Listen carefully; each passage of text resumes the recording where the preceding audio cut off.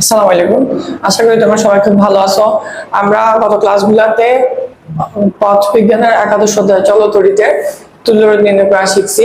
আজকে আমরা একাদশ অধ্যায়ের আরেকটু আমরা আগাবো সামনে এবং আমরা যে রোধের ক্ষমতা নির্ণয় করা শিখবো। তো আমরা যে রাজশাহী বোর্ড 2024 একটা প্রশ্ন নিলাম, যে এখানে একটা সার্কিট দেওয়া আছে। তো এখানে আমাদের প্রথম যে প্রশ্নটা বলা হচ্ছে যে বর্তনীর তুল্যরোধ নির্ণয় করো। তাহলে আমাদেরকে পুরো বর্তনীর তুল্যরোধ বের করতে হবে এবং ঘোরাঘরের মধ্যে বলা আছে R4 ও R6 এর ক্ষমতা সমান হবে কি এটা আমাদেরকে গাণিতিকভাবে ব্যাখ্যা করতে বলছে। তো ফার্স্ট অফ অল আমরা তোমার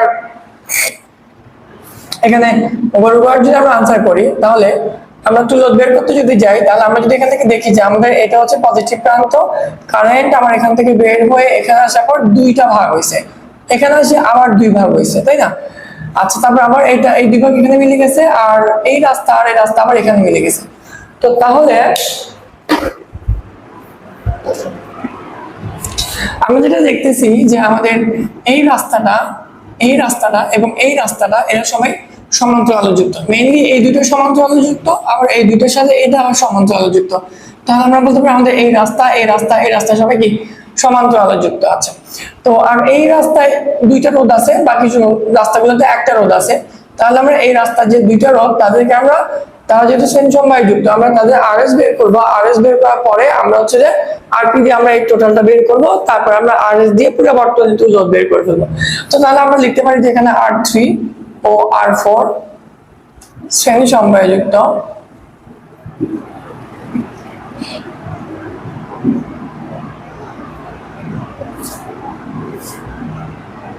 তাদের তুল্যরোধ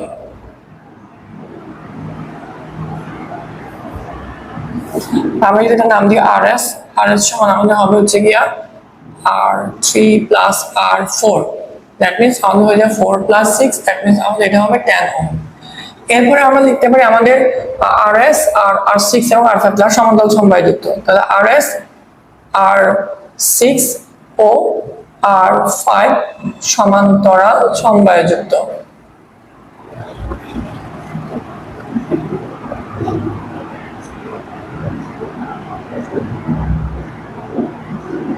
তাদের তুল্যরোধ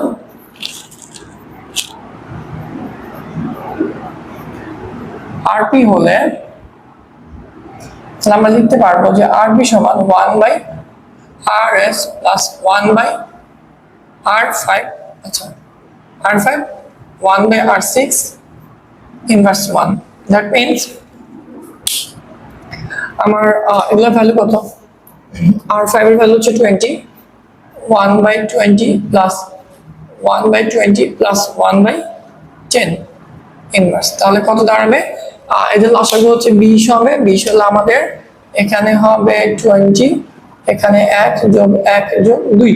আমরা লসাগু করে যোগ ক্যালকুলেশন গুলো আমরা এটাই পাবো। তাহলে উপরে হয়ে যাবে আমাদের 4/20 ইনভার্স। তো দ্যাট মিনস আমার এখানে হয়ে যাবে 20/4 ইনভার্স করলে, তাহলে আমাদের 5 ওহম দাঁড়াচ্ছে। আচ্ছা, তাহলে আমাদের আরপি এর মান আমরা পাইছি গিয়ে আমাদের 5 ওহম। আরপি এর সাথে আমাদের এখানে R1 আর R2 এই রোধগুলো সেম সমবায় যুক্ত। তাহলে আমরা বলবো যে R1 R2 ও আরপি সেম সমবায় যুক্ত।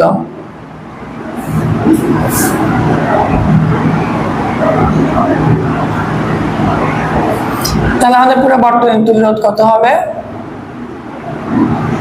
আমরা পুরো বর্তনী তুল্যরোধ যদি R নাম দিই, তাহলে R সমান আমরা R1 plus R2 plus RP।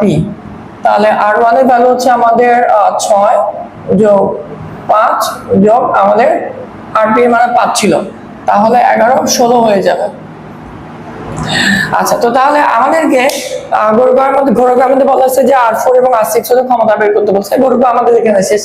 তো ক্ষমতা বের করতে গেলে আমরা প্রথমে তুল্যরোধ লিখবো। গ থেকে প্রাপ্ত যে আমরা তুল্যরোধ পাইছি, আমরা বলবো যে গ হতে প্রাপ্ত তুল্যরোধ সমান, ঘোরাঘরে চলে আসছে আমরা। তাহলে আমাদের বর্তনী তুল্যরোধ R সমান আমাদের 16 ওহম ছিল, যেটা কিনা আমরা গ হতে পাইছি, গ হতে। আচ্ছা, এরপরে আমাদের তাহলে সুতরাং বর্তনীর প্রবাহ, আমাদের বর্তনীর যে প্রবাহ I সমান, যেটা মেইন প্রবাহ, প্রবাহ আই সমান হচ্ছে আমাদের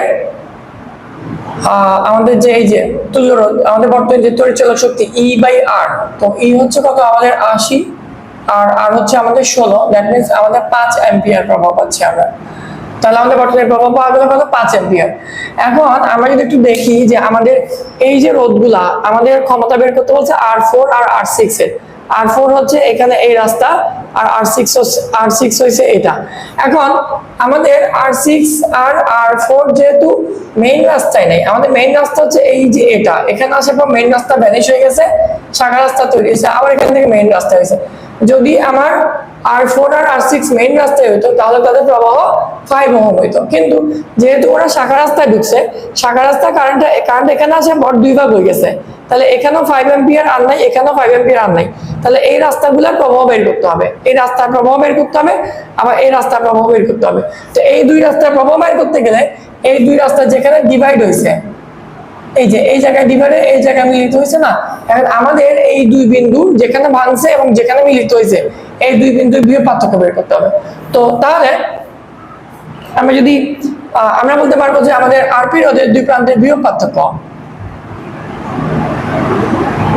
আমাদের যে দুটো পয়েন্ট আমরা দেখাচ্ছি এগুলো হচ্ছে আরপি রোধের দুই প্রান্ত ছিল। আমরা বলবো যে আরপি রোধের দুই প্রান্তের বিভব পার্থক্য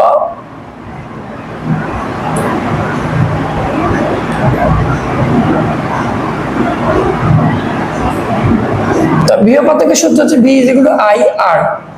তো R হচ্ছে কি, এখানে I হচ্ছে মেইন আই কাজ করবে, কারণ এখানে মেইন আই ঢুকছে, আবার এখানে এটা মিলে মেইন আই হয়ে গেছে। আর আরটা কি কাজ করবে, আর হচ্ছে আমি যে দুই বিন্দুর বিভব পার্থক্য বাইর করতে চাচ্ছি সেই দুই বিন্দুর মাঝখানে যে রোধগুলো আছে সেগুলোর যে তুল্য রোধ সেটা কাজ করবে এখানে। তাহলে আমাদের তুল্য রোধ কত ছিল, আমাদের এই দুই বিন্দুর মাঝখানে তুল্য রোধ হচ্ছে আরপি। তাহলে আমাদের আই হচ্ছে কত 5 অ্যাম্পিয়ার আর আরপি হচ্ছে আমাদের আরপি ছিল আমাদের 5 ছিল। তাহলে আমরা এখানে 5 বসাবো, তাহলে আমাদের এই দুই বিন্দু বিভব পার্থক্যটা আছে আমার 25 ভোল্ট। তো ক্ষমতা বের করার জন্য আমার R4 রোধের প্রবাহ লাগবে, তাহলে আমি এই ভোল্টেজটা যেহেতু আমার এখানে একটা RS রোধ ছিল R3 R4 মিলে, এই RS রোধটা যে রাস্তা আছে এই রাস্তার দুই মাথার বিভব হচ্ছে কত 25।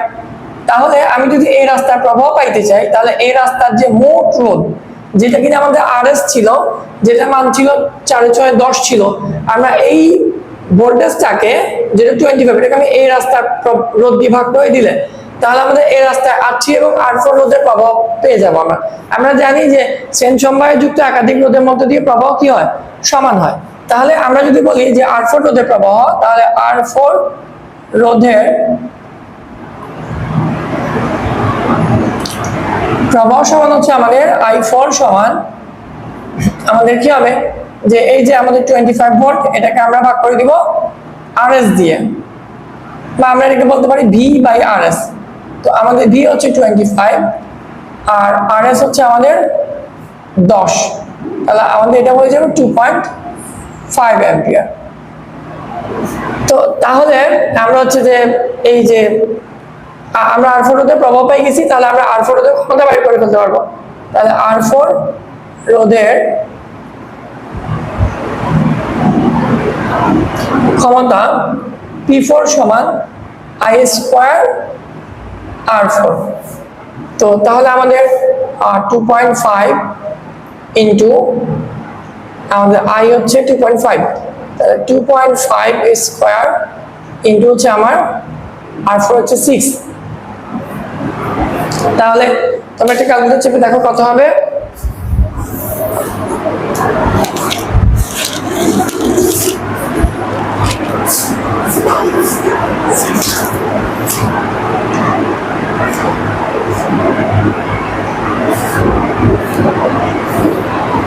তাহলে আমাদের এখানে হবে 37.5 ওয়াট, 37.5 ওয়াট। আচ্ছা, তাহলে এরপর আমরা চলে যাবো হচ্ছে R6 রোধের মধ্যে।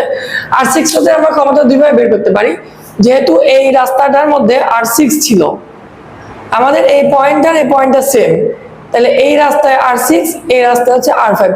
যেহেতু R6 রোধের দুই প্রান্তের বিভব আমি জানি, তাহলে আমি এই সূত্রটা দিয়ে আমরা কাজ করে ফেলতে পারবো।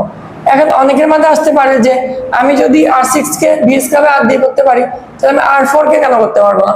কারণ আমি R4 এর দুই মাথা হচ্ছে এটা আর এটা, R4 এর দুই মাথায় বিভব আমার জানা ছিল না, কিন্তু R6 এর দুই প্রান্তে বিভব আমি জানি। তাহলে আমাকে R6 এর আলাদা করে কি প্রবাহ বের করার দরকার নেই, আমরা বিভব দিয়ে ক্ষমতা বের করে ফেলতে পারবো। তাহলে আমরা বলবো যে R6 রোধের দুই প্রান্তের R6 রোধের ক্ষমতা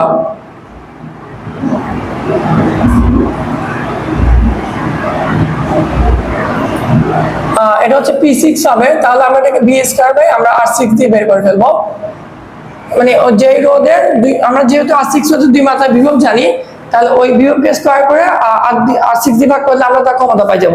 তাহলে আমাদের V কত? V হচ্ছে আমাদের 25 ছিল, তাহলে R6 কত? R6 হচ্ছে আমাদের 20। তাহলে তার ভ্যালু কত আসবে?